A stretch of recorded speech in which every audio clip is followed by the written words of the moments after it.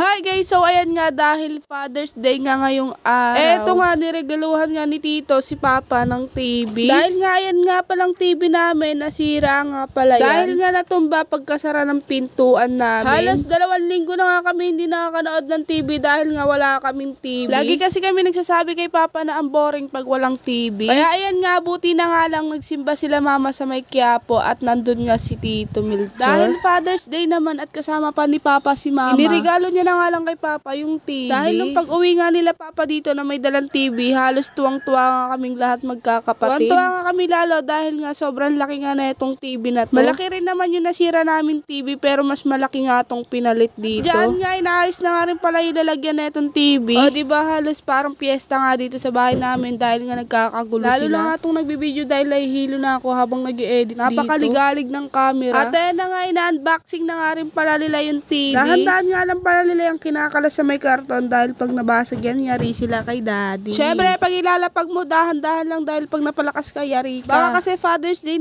Day, maging dragon si Papa pag nasira yan. At nung naayos na nga ni Mama yung papatungan na itong TV, inakyat na nga rin pala na itong kuya ko yung TV sa lagayan. Oh, hiningil ka rin no. Ito nga pala yung nasira namin TV dahil nag-crack yan sa gitna. Papaayos nga dapat yan ni Papa kaso nga napakamahal, 8,000. Kaya nga sabi ni Papa, wag na nga daw muna kami mag-TV. Kaya buti na nga lang Father's Day at naregaluhan si Papa. At dahil nga habang ina-assemble nila yung TV, kami naman dito sa gilid, taga-panood. Nagsasabi pa nga itong ate ko na videoan daw, sabi ko nga huli na siya. Sorry ka te, pero yung cameraman natin ngayon puro pa cute. Ate ko, pag tinutukan ng camera.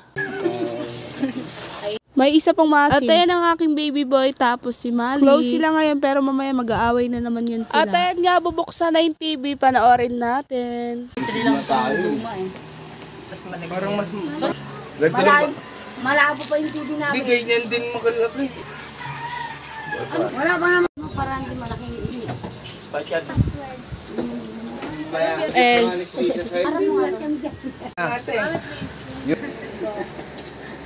USB.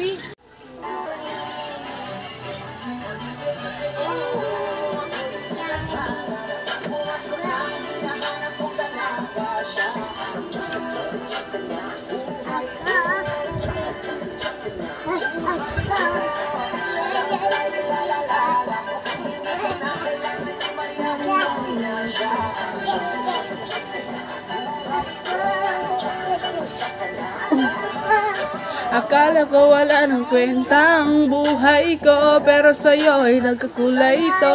Pagdating sa'yo tanggal dalawang sungay ko, yung dating matigas nagiging laman gulay ito. Hindi man ako kasing macho ni Johnny Bravo, pero itataya ko sa'yo lahat pati pa to. O hindi ako maging gwapo, pero I promise to you baby, di ako galing aso. If you ask me, di baling ma-inlove sa'yo si Jai Boji. Alam ko na hindi ka basta-basta G. Tapos yung dating mo napakalakas Bobsy. Isa pa lang again, it's a hot like fire.